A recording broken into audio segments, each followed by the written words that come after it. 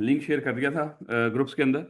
लाजमी तौर पे उसको ज्वाइन कर लें। जो हमारे एमसीक्यू टेस्ट होंगे वो सारे के सारे गूगल क्लासरूम के जरिए होंगे, ताकि उसको चेक करके वापस मिलने में कोई डिले ना हो, और आप लोग थोड़ा सा टेक्नोलॉजी के ऊपर ज़रा इन भी रहेंगे। ओए होए,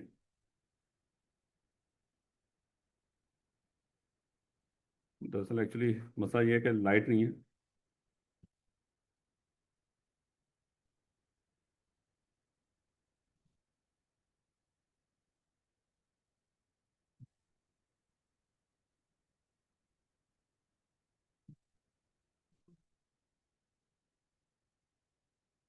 जब तक लाइट नहीं आनी ये इशू रहना भाई, मैं पहले आपको बता रहा हूँ।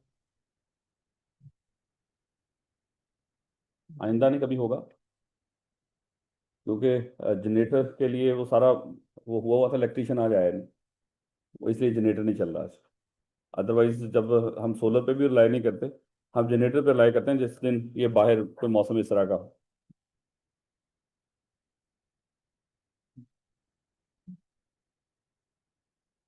अब देखो ना, रिसोर्सेज का कोई फायदा नहीं होता जब तक इंसान अ, नहीं, इंसान इस तरह के काबिल ना हो कि उसको यूज कर सकें। अब इंडिया के पास हमसे ज्यादा अच्छी तगड़ी टेक्नोलॉजी थी, ये जो पीछे जंग हुई है वो ज़्यादा एडवांस है, लेकिन मसला ये कि इंसानों की बड़ी अहमियत होती है। जिन इंसानों ने उस टेक्नोलॉजी को इस्तेमाल करना था और सही वक्त पे उसका सही प्रयोग करना था, तो वो नहीं कर सके। वो हमने पहले कर लिया। जब हमने पहले कर लिया तो हम आप दुनिया में वो वाहद मुल्क हैं जिसने सबसे लॉन्गेस्ट रेंज से कोई जहाज गिराया हुआ है जंग में। तो 194 किलोमीटर से हमने जो कोई जहाज गिराया हुआ, यानी कि यूएसए को भी हम क्रॉस कर गए, और यूएसए वाले अब सोच रहे हैं कि वो अपने आप को कैसे बेहतर कर सकेंगे, हमारे बराबर ला खड़ा करें। सही बात है। तो ये कम से कम अल्लाह ताला ने आपको ये इज्जत इस मामले में ज़रूर दी है।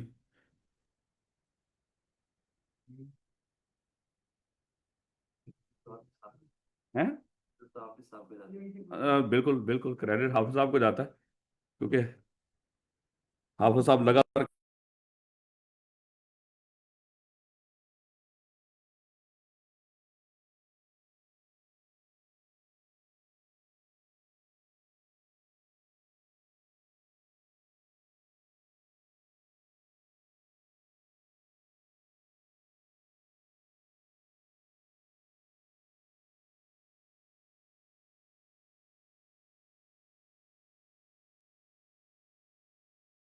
बुरी लगी ना बातें?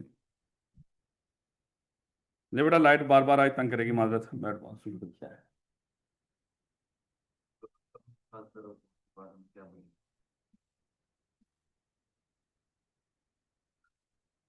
चलो, गुजारा करते हैं।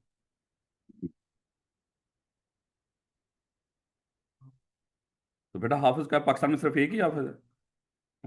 हम किसी भी हाफिज की बात कर सकते हैं। वो बाबा जी ने नहीं कहा था जैसे वो बारिश में गालियां निकाली थी, वो जो माँ वाले लफ्ज पे सारी बात हुई थी, तो उसने कहा कि मैंने कौन सा नाम लिया है?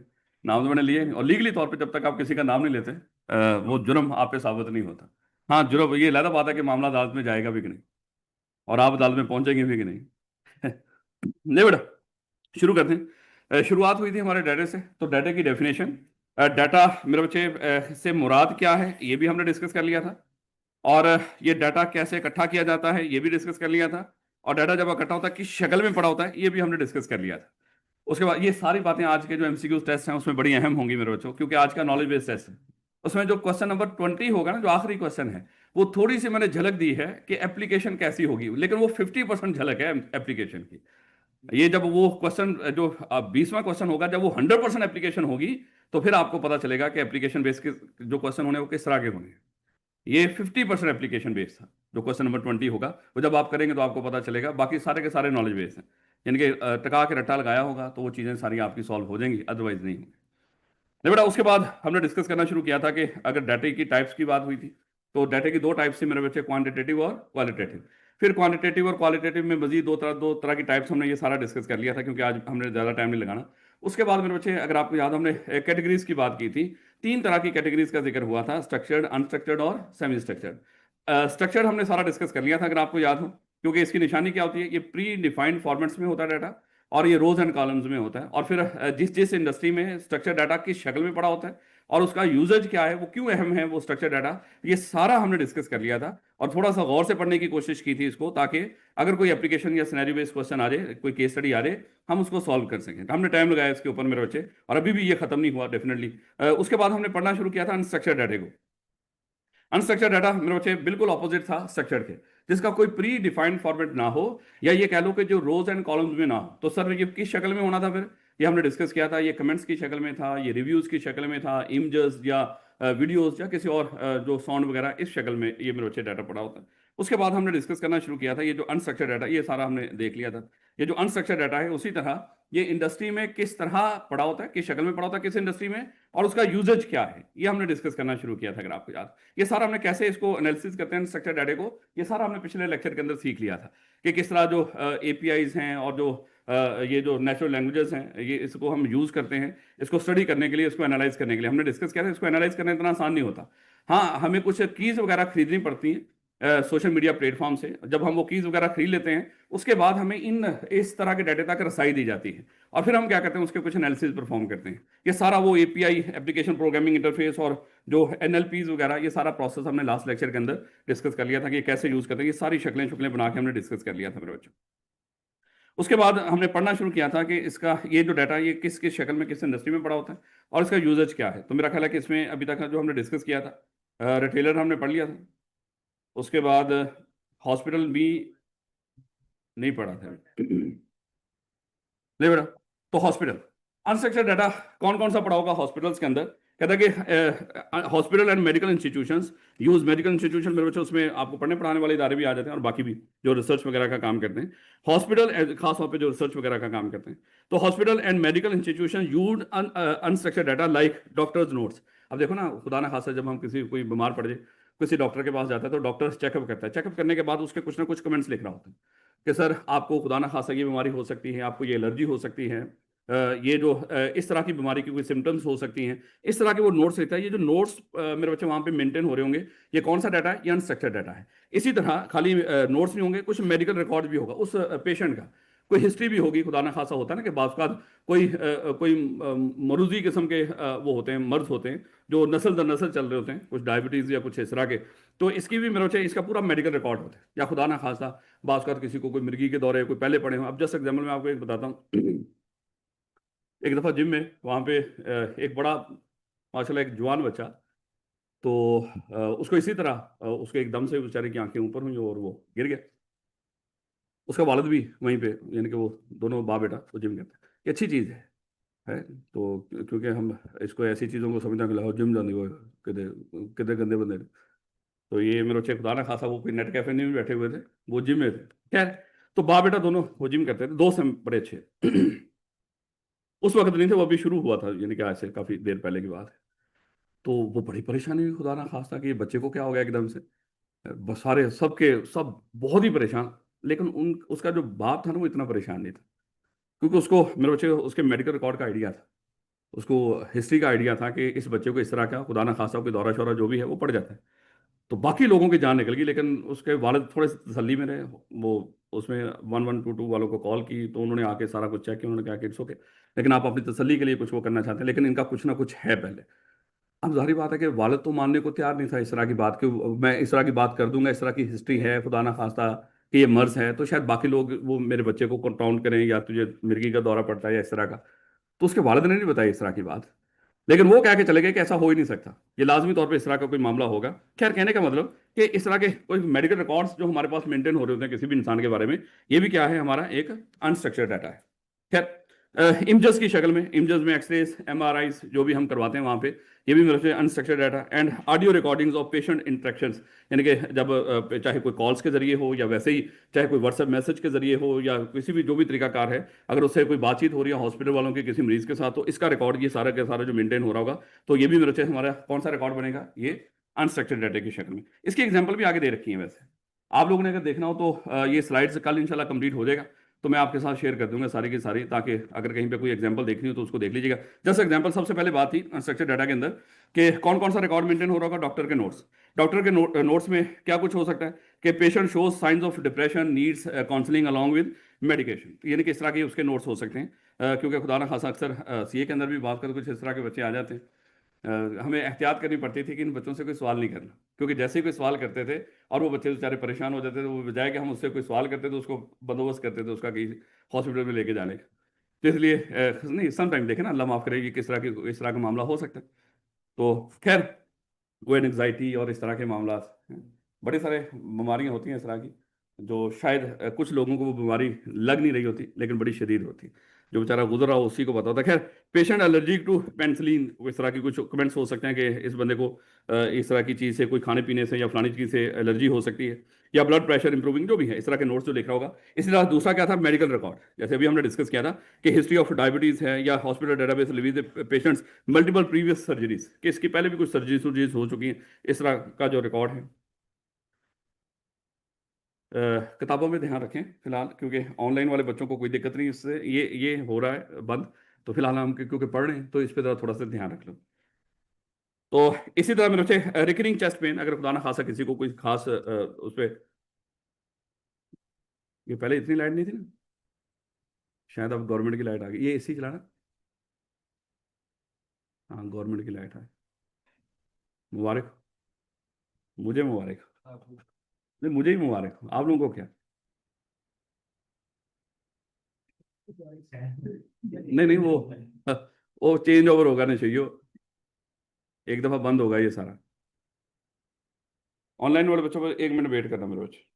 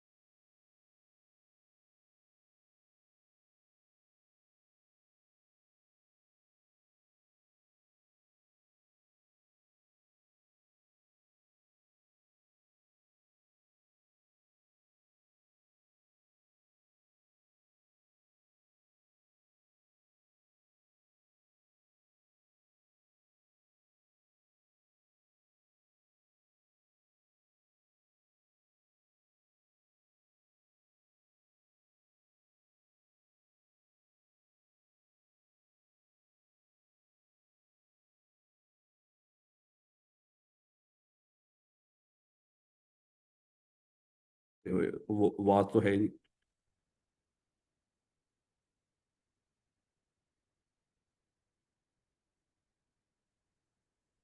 चलें, मेरा ख्याल है ना, ये हाफिज की बात किया करो, मैं माइक बंद करता हूँ, हैं वो बाद में माइक ऑन करना भूल ही गया। चले मेरे अच्छे माजरत, लेट बैंक्स और फाइनेंशियल इंस्टीट्यूट्स, ये भी इंडस्ट्री है। अब इसमें कौन कौन सा डाटा पड़ा हो सकता है? देखिएगा इसमें अनस्ट्रक्चर्ड डाटा कौन सा पड़ा होगा, बैंक्स और फाइनेंशियल इंस्टीट्यूट्स। कहता है कि data such as customer emails, याद है हमने डिस्कस किया था, ये जो कस्टमर ईमेल्स हैं मेरे बच्चे, ये स्ट्रक्चर्ड और अनस्ट्रक्चर्ड दोनों तरह का इसमें डाटा पड़ा होता है। याद है हमने डिस्कस किया था, ईमेल्स में ऊपर मेरे बच्चे जो नेम शेम होगा, जो रेसिपिएंट वगैरह होंगे, जो इस तरह के लिखे होते हैं, वो सारे का सारा स्ट्रक्चर्ड में आता है। लेकिन उसके नीचे जो उसकी बॉडी है, जो टेक्स्ट लिखा होगा आपने, वो अनस्ट्रक्चर्ड में आता है। तो इसलिए मेरे बच्चे जब ईमेल्स का लफ्ज पढ़े तो इसको सारे का सारा आपने अनस्ट्रक्चर्ड में नहीं रखना, इसका कुछ हिस्सा स्ट्रक्चर्ड भी होता है। इसलिए मेरे बच्चे इसको सेमी स्ट्रक्चर में भी जाकर डिस्कस करेंगे ईमेल्स को। कहते हैं कि ईमेल सोशल मीडिया इंटरेक्शंस जितनी भी हो रही होंगी, और होती है ना कि सोशल मीडिया इंटरेक्शंस में जो बैंक हैं, जिस तरह आपने डिस्कस किया था, इनकी सर्विसेज के ऊपर, इनकी जो भी जो ऑफरिंग्स होती हैं या जो भी इनके पोर्टफोलियोज होते हैं, उसके बारे में डिस्कशंस हो रही होती हैं, कौन सी बेहतर है, कौन सी बुरी है, कौन सा बैंक अच्छा है, किसकी बैंक की सर्विसेज अच्छी हैं, किसकी बुरी हैं। And financial news to detect fraud, इसकी सबकी एग्जांपल है, छोटी छोटी साथ साथ करते जाते हैं। लेकिन कहता है कि analyse unstructured data such as customer email, तो बैंकों में कस्टमर के ईमेल किस चीज के हो सकते हैं, जैसे कहता है कि I did not authorise this, जो भी $500 होंगे विड्रॉल, होता है ना कि कोई विड्रॉल हुआ मेरे अकाउंट से, अभी मुझे मैसेज आया कि $500 विड्रॉ हो गए, लेकिन मैं साथ ही उनको ईमेल कर दूंगा कि मैंने तो ऐसी कोई ऑथराइजेशन नहीं दी ये 500 विड्रॉ करने की, तो आपने किस चीज़ का विड्रॉ कर लिया, इस तरह के जो ईमेल्स आए होंगे। या your loan approval process is too slow, मैंने अप्लाई कर रखा है लोन के लिए, लेकिन लोन अभी तक प्रोसेस नहीं हुआ। हो सकता है मैं उनको कोई ईमेल करता हूँ कि भैया आपका ये प्रोसेस सारा बहुत स्लो है। या can I get investment advice for retirement, यानी कि मैं उनसे कोई इन्वेस्टमेंट, कोई होता है ना कि रिटायरमेंट प्लान लेना चाहता हूँ किसी बैंक से, तो इस तरह की जो ईमेल किए होंगे, ये सारे के सारे जो ईमेल्स हैं, ये कौन सा डाटा बन रहा होगा वहां पे, अनस्ट्रक्चर्ड। कहता है इससे क्या पता चलेगा कहता है कि पॉसिबल फ्रॉड, होता है ना कि मेरे अकाउंट से कोई अमाउंट निकल गई, जैसे शायद सुबह क्लास में जब हम डिस्कस कर रहे थे, बैंक से मुझे कॉल आई, उन्होंने कहा कि सर आपने ये फलाने बंदे को कोई चेक दिया है। मैंने कहा कि बिल्कुल ये चेक दिया है। अब उन्होंने मुझे कॉल क्यों की? अब हो सकता है ना कि कोई खुदा न खासा चेक चोरी हुआ हो और किसी ने उसको साइन सुइन करके अमाउंट भर के उसको बैंक में ले गया हो। तो बैंक वालों ने कॉल करके कंफर्म किया, क्योंकि जब आप बी लॉ पढ़ेंगे वहाँ पे आप पढ़ेंगे कोई खास अमाउंट से ज़्यादा का कोई चेक हो तो डेफिनेटली वहाँ से ये बैंक की जिम्मेदारी होती है, अगर कोई थोड़ा बहुत शक पड़े कि यार ये तो गरीब सा बंदा है जिसका अकाउंट है, इसके अकाउंट में इतने पैसे कहाँ से आ गए, और बेचारे के आ भी गए थे, तो हो सकता है कोई लूटने वाला भी पहुंच गया हो।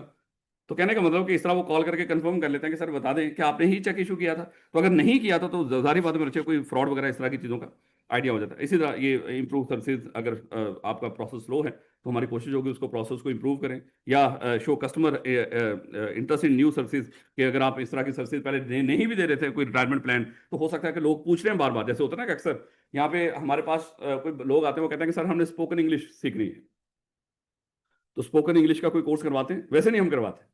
लेकिन जब लोग बार बार पूछते थे, बार बार पूछते थे, हमने कहा कि चलें अनाउंस कर दें। सिर्फ इस बेस पे हमने डिसाइड कर लिया, बोले तो बात जब अनाउंस की तो वो कोई भी नहीं आया, तो फिर हमने उसको खत्म कर दिया। नहीं, जेन्युइन है ना, देखो हम क्यों उसको अनाउंस करें, लोग बार बार आके पूछते थे, हमने अनाउंस कर दिया, जब अनाउंस कर दिया कोई आया ही नहीं है, उसकी एक डेट अनाउंस की, दूसरी डेट अनाउंस की, जब नहीं आया तो हमने खत्म कर दिया उसको, क्योंकि देखो सीए वाले बच्चों को तो जरूरत को नहीं, बाहर से लोग आते थे। हो सकता है कोई खास तरह की कोई रिक्वायरमेंट हो, या हो सकता है कोई खास तरह की कोई क्लासेस कहीं पे खत्म हुई हो सकता है किसी खास मुल्क के वीजे खुले हों, कोई कोई वजह होगी कि लोग इस तरह की चीजें पूछने आते थे, लेकिन उसके बाद हो सकता है वो खास जरूरत खत्म हो गई है। तो खैर हमारे बंदों के साथ ऐसे ही होता है।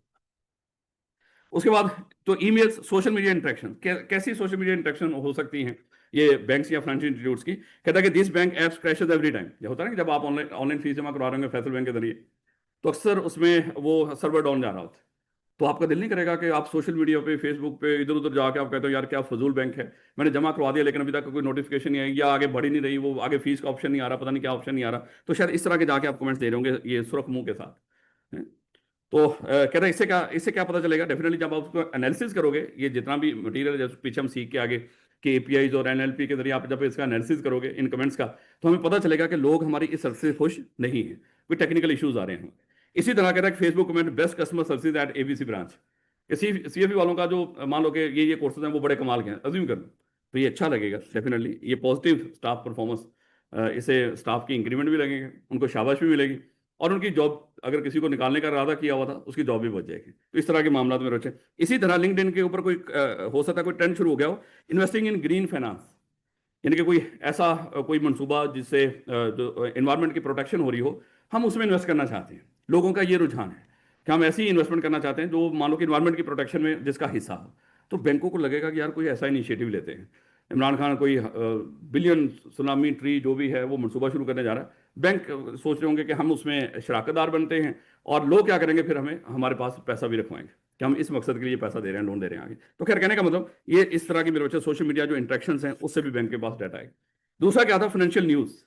जैसे अगर आपने कल की खबर देखी हो तो $11 बिलियन, ये बहुत बड़ी अमाउंट है। $11 बिलियन हमारी गवर्नमेंट ने डाटे में हेर फेर किया है $11 बिलियन का। यानी कि हम जाहिर बात है कि मेरे बच्चे जो ट्रेड डेफिसिट होता है उसको कम करने के लिए, क्योंकि हमारा ट्रेड डेफिसिट बहुत ज़्यादा था, तो हमने क्योंकि हमारे पास माशाल्लाह कागजी शेयर हैं, वो कागजी शेयर के साथ इसहाक डार जैसे पढ़े लिखे लोग हैं, या जो भी वजीर खजाना है अभी, तो औरंगजेब साहब, ये बड़े पढ़े लिखे लोग हैं सारे के सारे। तो हाफजी यानी कि जो भी बंदा मुल्क चला रहा है उसको इस तरह के लोगों की जरूरत है। इन्होंने क्या किया, इन्होंने रिकॉर्ड में टेम्परिंग की, और जो हमारी दरामदाद हैं 11 बिलियन की दरामदाद इन्होंने छुपाई, यानी कि रिकॉर्ड में शो ही नहीं की, ताकि जो हमारी बरामदाद हैं वो जरा थोड़ी सी बेहतर नजर आए। अगर 11 बिलियन की दरामदाद दिखा देंगे तो जाहिर बात है डेफिसिट बहुत बढ़ जाएगा। हमने रिकॉर्ड ही छुपा दिया, लेकिन कहां तक कैसे कर सकते हो, ये कोई थोड़ी सी अमाउंट थोड़ी है। आप कहीं ना कहीं कोई अंदर बैठा हुआ विसल ब्लोअर बैठा होता है, जिसने आज हो सकता है तहज्जुद के टाइम उसकी आंख खुल गई हो, उसने नमाज पढ़ी हो, अल्लाह से माफ़ी मांगी हो, और हो सकता है कहीं कहीं पे किसी के कान में जाके थोड़ी सी बात बता दी हो कि हमने ये 2 नंबरी की है। तो कहने का मतलब कि इस तरह के लोग अक्सर निकल आते हैं किसी भी इदारे में से, किसी जगह से, तो ये बात पहुंच गई आईएमएफ तक। आईएमएफ ने हिसाब किताब मांगा है, अब कहाँ से देंगे हिसाब किताब? वो स्टॉक एक्सचेंज जो जारी है आसमान की बुलंदियों पे हैं, अब आगे जाके देखो इसके क्या मामला होंगे। अगर इसकी प्रॉपर कोई इन्वेस्टिगेशन होगी, जाहिर बात है लेन देन करके हम इसको भी सेटल कर लेंगे। ट्रंप अपना बंदा, उनको कहेंगे आईएमएफ को फ़ोन करो, ये आपका इदारा है। ट्रंप फ़ोन करेगा तो मामला को इंशाल्लाह रिजॉल्व हो जाएगा, जल्दी रिजॉल्व हो जाएगा। लेकिन फाइनेंशियल न्यूज़ ये भी फाइनेंशियल इंस्टीट्यूट्स या बैंकिंग सेक्टर को अफेक्ट करते हैं। जैसे कहता है कि स्टॉक मार्केट वॉलेटिलिटी इंक्रीज। अब देखो ना, पाकिस्तान में ये सेम सिचुएशन है, तो बकवास से हट के स्टॉक एक्सचेंज बहुत अच्छा परफॉर्म कर रही है, लेकिन मेरे बच्चे हकीकत में कोई परफॉर्मेंस नहीं है। ये कहीं ना कहीं अंदर ही कोई जो भी उम्मीद है कि हसनैन इसके ऊपर भी कोई वीडियो बनाएगा और लोगों को इसके बारे में, कोई सारी बात है, वो रिसर्च करता है, वो मेहनत करता है। चले, जो भी है, तो रिसर्च करके आप इसके ऊपर कोई वीडियो बनाओ तो शायद लोगों को पता चलेगा कि ये कितना बड़ा रिस्क एक्सपोजर है, जो आर्जी या फर्जी तौर पे कोई चीज उसको ऊपर रखने की कोशिश। खैर जो भी है, तो कह रहा है कि इसी तरह news articles, interest rate expected to rise. अगर आपको लग रहा हो अच्छा इंटरेस्ट रेट अगर बढ़ जाए, बैंकों के ऊपर इसका क्या असर पड़ता है? अगर इंटरेस्ट रेट, क्योंकि इकोनॉमिक्स आप पढ़ के आए हो ना पीछे, तो थोड़ा बहुत आप सीख के आए हो उसके अंदर। इंटरेस्ट रेट बढ़ जाए तो बैंकों में पैसा आएगा या जाएगा? आता है, क्योंकि लोगों का दिल करता है कि ठीक है, सूद से ही अगर अच्छा खासा खा सकते हैं तो सूद ही खाते हैं। इंटरेस्ट रेट कम हो तो फिर क्या होता है, बोला लोग पैसा बैंक से निकाल के उसको इन्वेस्ट करते हैं। लेकिन देखो हमारी बदकिस्मती देखो, हम 23-24% इंटरेस्ट से कम करते करते करते मेरा ख्याल है कि आप शायद 9 या 11%, आई थिंक इसके राउंड है, मुझे एग्जैक्ट नहीं, क्योंकि इंटरेस्ट के बारे में कभी इंटरेस्ट ही नहीं ली। तो कहने का मतलब कि अगर ज्यूम कर लो कि पाकिस्तान में अभी 11% इंटरेस्ट रेट आ गया, कोई 23-24 से, तो क्या होनी चाहिए थी कि लोग बैंक से पैसा निकालते और उसको इन्वेस्ट करते। लेकिन माशाल्लाह इस हुकूमत के ऊपर इतना, और इदारों के ऊपर और अदलिया के ऊपर लोगों को इतना भरोसा है, उन्होंने कहा कि वहां पे जो 11% आ रहा है ना, वो भी सोना है, वो भी मुनासिब है, क्योंकि बाहर निकालेंगे तो लुट जाएंगे। बेहतर यही है कि उसको बैंकों में रख के सूद ही खाते रहो, चाहे थोड़ा है, कम से कम सेफ तो बड़ा हुआ है, बाहर वो भी हालात नहीं। इससे पता चल जाता है कि आप लोगों का इस हुकूमत के ऊपर, अदारों के ऊपर कितना यकीन है। यानी कि कहां से कहां तक आधे से भी ज्यादा इंटरेस्ट रेट कम कर दिया, और बैंकों में भी पैसा जा रहा है, पैसा बाहर निकल के कारोबार में आ ही नहीं रहा। और ये सारा कुछ इन्होंने किस लिए किया था, ताकि ये जो इनका प्रॉपर्टी का कारोबार है वो दोबारा से जरा थोड़ा सा कोई बूस्ट पकड़ ले। हो ही नहीं सकता, अब हालात बहुत खराब हो गए। यानी कि प्रॉपर्टी में दोबारा से लोग इन्वेस्ट करने को तैयार ही कौन। अब लोग जिनकी मजबूरियां बेचारों की वही घर खरीद रहे हैं, अदरवाइज तो मेरे बच्चे हालात बड़े माड़े हैं। खैर कहने का मतलब इस तरह की बातें, और क्रिप्टो फ्रॉड केसेस इंक्रीजिंग, तो जाहिर बात है मेरे बच्चे इस तरह की चीज़ें, जो ये सारे फाइनेंशियल इंस्टीट्यूट शामिल होते हैं इसके अंदर, तो या मान लो कि खुदा ना खासा कोई खबर आ जाए कि मनी लॉन्ड्रिंग बहुत बढ़ रही है, तो ज़्यादा फिक्रमंद होने की किसको ज़रूरत है? फाइनेंशियल इंस्टीट्यूट्स को, क्योंकि इस तरह की चीज़ें ज़्यादा सारी किसके थ्रू हो रही होती है? फाइनेंशियल इंस्टीट्यूट्स के जरिए। तो ये मेरे बच्चे इसी तरह, अब वापस आओ, दोबारा पढ़ो। बैंक्स और financial institute analyse unstructured data such as customer emails, social media interactions और financial news to detect fraud risk. अब मेरे बच्चे जब हम ये सारा पढ़ रहे होंगे, ये जो ईमेल्स या सोशल मीडिया इंटरेक्शन या फाइनेंशियल न्यूज़ जो पढ़ रहे होंगे, इससे हमें पता किस चीज का चलेगा, डिटेक्ट फ्रॉड। जैसे अभी हमने डिस्कस किया, एक बंदे ने कहा कि भैया मैंने तो पैसे निकलवाए नहीं, ईमेल किया उसने, इससे हमें क्या डिटेक्ट होगा कि शायद यहाँ पे कोई ना कोई फ्रॉड हो रहा है। इसी तरह मेरे हम क्या ये जो सोशल मीडिया इंटरेक्शन या फाइनेंशियल न्यूज हम पढ़ रहे थे, किस लिए पढ़ रहे थे, रिस्क को असेस करने के लिए। क्या अगर खुदा खासा मनी लॉन्ड्रिंग फट गई, खबरें ये आ रही हैं, तो सारी बात है कि अब हमें जरा थोड़ा सा ज्यादा बंदोबस्त करना पड़ेगा। तो हमारे लिए भी, और ट्रैक मार्केट सेंटीमेंट, मार्केट के सेंटीमेंट्स क्या है। होता है कि उलमा ने रल मिल के कोई फतवा दे दिया हो, ज्यादा ही बैंकों के बारे में इख्तियार अंगेज हो गए हों, तो किसी नेक बंदे को, पाकिस्तान के बड़े को कॉल करके कहेंगे मौलवियों को बैठाओ, तो वहां से कॉल आती है तो मौलवी बैठ जाते हैं। मौलवी मेरे बच्चे ये जो इस तरह कोई खड़ा हो और इसी तरह बैठ जाए, आपको पता है उसके लिए लफ्ज क्या बोलते हैं। तो अनफॉर्चुनेटली मादत के साथ अल्फाज बुरे लगेंगे, लेकिन इन लोगों का बड़ा अहम रोल था जो ये अदा नहीं कर रहे। खैर, कस्टमर सर्विस सर्विस कॉल अच्छा देखो मेरे बच्चे, अज्यूम कर लो कि मैं फैसल बैंक की सर्विस यूज करता हूं, अगर मुझे कोई दिक्कत हो ना, मैं उनको कॉल करूंगा। और जब कॉल होती है तो आपको, आपने अक्सर नशइयो सुन लो, जब कॉल होती है तो अक्सर आपने देखा होगा कि आपको एक मैसेज दिया जाता है उसी के दौरान, जो भी बंदा बोल रहा होता है, जब कंप्यूटर बोल रहा, तो आपको बताता है कि ये जो आपकी कॉल है, ये जो भी मान लो कि सिक्योरिटी पर्पज के लिए या डाटा पर्पज के लिए इसको रिकॉर्ड किया जा रहा है। ये लाजमी आपको बताएंगे, लेकिन वही बात कि आपको क्यों बताएंगे, आपको क्या इन चीज़ों से पता नहीं, किसी का बैंक अकाउंट है भी कि नहीं, या क्या मामला है। लेकिन बहरहाल अगर आप कभी कॉल करेंगे तो आपकी उस कॉल को रिकॉर्ड किया जाता है। ये रिकॉर्ड क्यों किया जाता है मेरे बच्चे, जाहिर बात है उससे भी आपके सेंटीमेंट्स का पता चलता है। भाई आप गुस्से में बात कर रहे थे, आप प्यार मोहब्बत से बात कर रहे थे, आपने अच्छी बातें की, आपने बुरी बातें की, तो जो कॉल ट्रांसक्रिप्ट है, याद है हमने डिस्कस किया था, ये आपकी जो वॉइस कॉल है, वीडियो कॉल है, या जो भी है, उसको किस में कन्वर्ट करता है, डाटा के अंदर, यानी कि टेक्स्ट के अंदर कन्वर्ट करता है, जिससे आपके सेंटीमेंट्स का आइडिया होता है कि आप किस तरह, किस लहजे में बात कर रहे थे वहां पे। तो ये मेरे बच्चे सारा रिकॉर्ड रखा जाता है। एंड चैट लॉग्स, अक्सर आप जाते हो ना आई के फेसबुक पेज के ऊपर, तो साथ ही जैसे ही फेसबुक पेज के ऊपर जाओगे तो साथ ही एक चैट बॉक्स खुल के आ जाएगा कि सर आपने हमसे बातचीत करनी है। तो आप कहेंगे सॉरी मैं बातचीत क्या, मैं तो एक किताब डाउनलोड करने के लिए आया। तो जाहिर बात है इस तरह के चैट बॉक्स भी मेरे बच्चे, चैट लॉग्स भी अवेलेबल होते हैं कि आप उनके साथ कोई कोई कम्युनिकेशन करना चाहते हो, कोई पूछना चाहते हो, तो वो आप क्या करेंगे फौरन से, लेकिन वो वहां पे बंदा बैठा, वो आपको रिप्लाई नहीं कर रहा होगा। ये जो चैट लॉग्स हैं डेफिनेटली मेरे बच्चे, इसमें सारे का सारा जो एआई है वही यूज हो रही होती है मोस्टली। ये नहीं होता कि वहां पे बंदा बैठा होगा और हजारों बच्चे उस वक्त चैट कर रहे होंगे और उन सबको वहां पे बंदे बैठे हुए बेचारे रिप्लाई कर रहे होंगे। तो ये सारे का सारा एआई के जरिए बनता है। लेकिन ये भी क्या होता है, ये भी एक हमारे पास एक रिकॉर्ड की शक्ल इख्तियार करता है, जो कि अनस्ट्रक्चर्ड डाटा, और इससे हम एनालिसिस करते हैं। Also provide insight for improving customer relations and services. कहता है कि ये सारा कुछ हम क्यों कर रहे हैं, ताकि कस्टमर रिलेशन और सर्विसेज को हम इंप्रूव कर सकें। अब कस्टमर सर्विसेज या जो भी है, इसको कैसे इंप्रूव कर सकते हैं, जैसे अभी हमने डिस्कस किया था कि आप लोन बहुत स्लो प्रोसेस करते हो, हम कहेंगे भैया वन विंडो ऑपरेशन लॉन्च कर दो, या कुछ इस तरह की चीज़ें लॉन्च कर दो। या जैसे बैंक पहले कोई पैसे ट्रांसफर करते थे तो कई कई दिन ले जाते थे, अब सेम डे के ऊपर अमाउंट आपकी ट्रांसफर हो जाती है। ये सारा इस प्रोसेस से गुजरने के बाद ही बैंक ने अपनी सर्विसेज को इंप्रूव किया है। याद रखोगे मेरे बच्चे इस बातों, छोटी छोटी बातों। लेकिन law forms and compliance teams, कोई बीच में हमने स्किप तो नहीं किया। लॉ फॉर्म्स और कंप्लायंस टीम्स, अच्छा लॉ फॉर्म्स आप जानते हो, ये जो भी केसेस को लड़ने के लिए जो लीगल फॉर्म्स होती हैं सादा अल्फाज में। और ये जो कंप्लायंस टीम है ना मेरे बच्चे, इसमें आप किसी भी बंदे को रख सकते हो, इसमें आप किसी इदारे के, किसी इंडस्ट्री के, आप कंप्लायंस टीम को भी रख सकते हो क्योंकि इंडस्ट्रीज के अंदर जो बड़ी कंपनी होती है उनके उनमें प्रॉपर कंप्लायंस टीम बनाई होती है, क्योंकि बड़े इदारे के ऊपर बड़े पैमाने पर लॉज एंड रेगुलेशन अप्लाई होते हैं।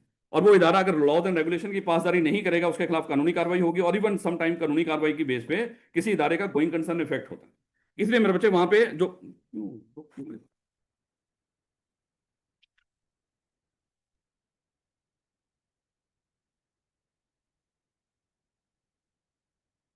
लेवल, ये जो बड़े इदारे होते हैं, इन्होंने प्रॉपर डिपार्टमेंट्स भी बनाए होते हैं। ये डिपार्टमेंट्स जो होते हैं बड़े अदारों में, ये भी मेरे बच्चे कंप्लायंस टीम के तौर पे काम करते हैं। और बात का जो गवर्नमेंट है उसकी भी कंप्लायंस टीम्स होती है। जैसे जिन बच्चों ने बिलो पढ़ा उनको याद होगा CCP, competition commission of Pakistan, है कि कहीं मुल्क में जो कंपटीशन के सारे उसूलों को फॉलो किया जा रहा है कि नहीं, उसके लिए सीसीपी बना हुआ है। मुल्क में जो एजुकेशन के सारे रूल्स एंड रेगुलेशन फॉलो हो रहे हैं कि नहीं, उसके लिए मान लो एचईसी है। मुल्क में जो कंपनीज से रिलेटेड सारे रूल्स, तो उसके लिए एससीसी भी। कहने का मतलब इस तरह की कुछ कंप्लायंस डिपार्टमेंट्स कह लो या कंप्लायंस टीम। तो इस तरह इसको पढ़ना है, यानी कि दो चीजें दिमाग में रखे इस हेडिंग को देखना है आपने। एक तो जो लीगल फॉर्म जिनका काम ही केस लड़ना है, जो वकीलों की फर्म, चार्टर्ड अकाउंटेंट की फर्म्स की बात नहीं हो रही, वकीलों की फर्म्स की बात हो रही। इस तरह कंप्लायंस टीम, ये कंप्लायंस टीम मेरे बच्चे कौन सी, जो किसी भी इदारे की, गवर्नमेंट की तरफ से भी हो सकती है, ताकि गवर्नमेंट की तरफ से बनाए हुए कवानीन को फॉलो किया जा रहा है कि नहीं उसको देखती हैं। या बाज़ किसी इंडस्ट्री की अपनी टीम हो सकती है, जिसको उन्होंने मान लो कि सारे का सारा डिपार्टमेंट बनाया होता है, ताकि वो देखें इंडस्ट्री सारे रूल्स एंड रेगुलेशन को पूरा कर रही है कि नहीं। बाज़ इंडस्ट्री क्या करती है, चार्टर्ड अकाउंटेंट फर्म्स को ही हायर कर लेती है, या वकला की फर्म्स को हायर कर लेती है कि भाई आप इस चीज को चेक करें, हम सारे कवानीन की पासदारी कर रहे हैं। जैसे आपका जब आप बड़े होंगे तो आर्टिकल्स का ऑप्शन आएगा, तो कॉर्पोरेट डिपार्टमेंट भी होगा वहां पे।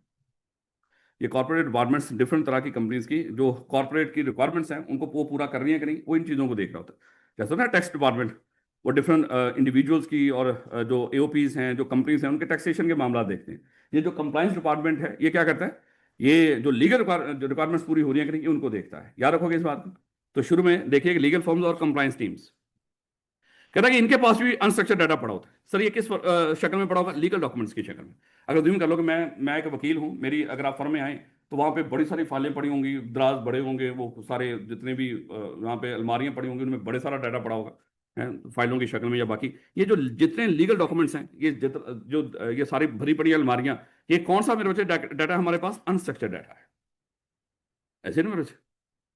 इसी तरह कहता है कि जो भी कॉन्ट्रैक्ट वहां पे पड़े हुए, किस किस ने कौन कौन सा कॉन्ट्रैक्ट किया, और खुदा ना खासा कौन कौन से कॉन्ट्रैक्ट की वायलेशन हुई, या वो कॉन्ट्रैक्ट की पासदारी हो रही है कि नहीं, उसकी सारी डिटेल वहां पे पड़ी होती है। केस फाइल्स भी सारी बातें वहीं पे पड़ी होती हैं सारी की सारी। और जो ईमेल्स हैं, यानी कि चार शक्लों में इनके पास, लॉ फर्म्स और कंप्लायंस टीम्स के पास चार शक्लों में अनस्ट्रक्चर्ड डाटा पड़ा होता है।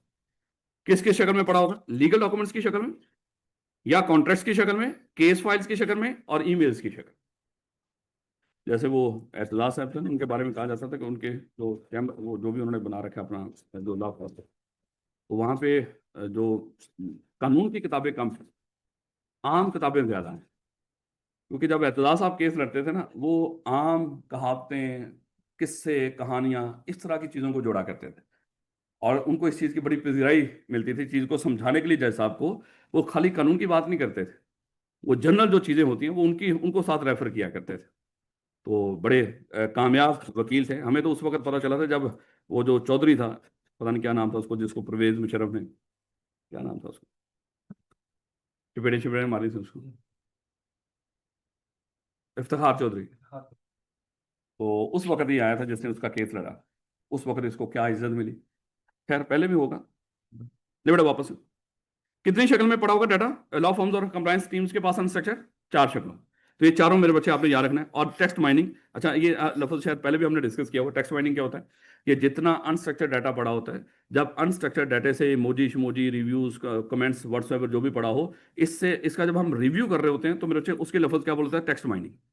यानी कि जब हम इसको यूज कर रहे होते हैं रिव्यू के लिए, नेचुरल लैंग्वेज प्रोसेसिंग या एपीआई टूल्स वगैरह यूज कर रहे होते हैं ताकि इसको प्रोसेस कर सकें, लोगों के सेंटिमेंट्स को जान सकें, तो उसके लफ्ज क्या बोलते हैं, टेक्स्ट माइनिंग है।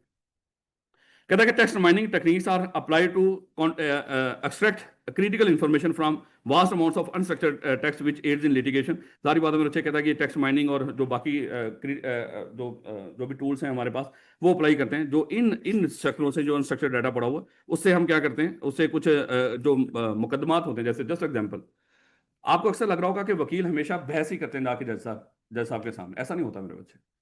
जो बहुत सुलझा हुआ पढ़ा लिखा वकील है वो जाके बहुत ज्यादा वहां पे शोर शराबा नहीं करता। अच्छा हमारे जो आम लोग हैं ना, गाँव गाँव के इधर उधर के, जब वो किसी वकील को हायर करते हैं ना, वहां पे वकील ऊंची आवाज में जज साहब के सामने ऐसी वैसी बातें कर रहा होता है, और बाहर आके कहना वेख्या साड़ा वकील क्या में गरजे अदालत दे विच। इसका कोई फायदा नहीं होता, वो जितना मर्जी गरजे। होता क्या है कि जब भी कोई अदालत में कोई केस लगा होता है, कोई अजीम कर लो कि मैंने कोई इस तरह का कोई गुनाह किया है और मेरा वहां पे अदालत में जमानत का केस लगा हो, अब जो मुखलाफ होगा वो वहां पे बड़ा बोलेगा। मेरा जो वकील है वो क्या करेगा, वहां पे सिर्फ जज साहब के सामने एक फाइल रख देगा, एक फाइल रख देगा। उस फाइल के ऊपर सिर्फ इतना लिखा होगा कि सेम केस जिस तरह का राणा साहब का है, इस तरह का ये केस पहले भी हुआ था और उसको जमानत मिल गई थी। उसमें लिखा होगा ये मेरी तरफ से ये है, ये फलाना केस रेफरेंस है, तो सर उसके मुताबिक वहां पे जमानत हो गई थी तो मेरी तरफ से। वो इतना बोल के गया आधा पौना घंटा, और इसने क्या किया, सिर्फ वहां पे एक केस का रेफरेंस दे दिया है। अब अदालत की क्या मजाल, जो पहले जिस तरह के केस में जमानत हो चुकी है उसको जमानत ना दे, उसकी वो उसने पैसे हलाल कर लिए, उसको पता कि जमानत होनी नहीं। अच्छा उसने अपने क्लाइंट खुश कर लिए, क्लाइंट उसके बड़े राजी होंगे, यार जो मर्जी है, हमारे वकील ने कोशिश तो बड़ी की थी। हालांकि वकील को पहले ही पता था कि जमानत रोक ही नहीं सकता, लेकिन तसल्ली भी तो करानी है ना मेरे बच्चे। ये पढ़ते हैं ना इंटेग्रिटी, ये जो प्रोफेशनल लोग हैं इन्होंने इंटेग्रिटी बरकरार रखनी है। ईमानदारी, ईमानदारी क्या है कि अगर अजीम कर लो कि आपकी फाइनेंशियल स्टेटमेंट गलत है, आप मुझसे ऑडिट करवाने के लिए आए हो और कह रहे हो कि ये सर आप सही कह दीजिएगा, और मैं इस बात पे राजी हो जाऊं, ये मैं बेईमान हूं। जब मुझे पता है कि ये केस हारना ही हारना है, और मैं कहूं कि बेफिक्र हो जाए मैं केस जीतूंगा, मैं आपको जीत के दिखाऊंगा, ये मैं क्या कर रहा हूं, ये बेईमानी कर रहा हूं। तो इसलिए यहाँ पे वो 5 असूल थे, फंडामेंटल प्रिंसिपल्स थे, जो प्रोफेशनल्स पे अप्लाई होते हैं। वो बुनियादी असूल है, कोई भी प्रोफेशनल होगा उस पर वो अप्लाई होंगे। खैर, कहने का मतलब कि मेरे बच्चे, ये जितना जो अनस्ट्रक्चर्ड डाटा पड़ा हो, ये किस चीज में मदद करेगा हमारी? ये लिटिगेशन के अंदर। तो जो पढ़े लिखे वकील होते हैं वो अपनी टीम के साथ रिसर्च करते हैं कि कौन सा केस लगा, इस केस में पहले कहाँ कहाँ पे इस तरह की चीजें हो चुकी हैं और उसमें क्या अदालत के फैसले थे। वो अदालत की नजीरें, जिसको कहते हैं ना कि प्रेसिडेंट्स, वो प्रेसिडेंट्स इकट्ठा करके लेके जाके अदालत में रखते हैं और अदालत उसकी बेस पे फैसला देते हैं। जस्ट एग्जाम्पल, अगर पिछले दिनों में आपने देखा हो तो जो वो एक तो मैं नाम पता नहीं, क्लास में आके इस तरह के नाम भूल जाता हूँ, क्योंकि मैंने कभी याद रखने की, वो महमूद जहांगीरी का पूरा नाम क्या है? एक लफ्ज पहले भी आता है इनके, मैं हमेशा महमूद जहांगीरी पे ही फंसा होता हूँ। तारिक महमूद जहांगीर। अच्छा, मैं जब भी कोई चीज़ पढ़ता हूँ ना, मैं उसको याद रखने के लिए नहीं पढ़ता। सही बात है। कोई भी चीज़ हो मेरे सामने, मैं कभी नहीं सोचा होता कि इस चीज़ को मैं दोबारा बोलूंगा, तो अपने दिमाग को क्यों तंग करूँ, मैं क्यों अपने दिमाग में इसको सेव करूँ।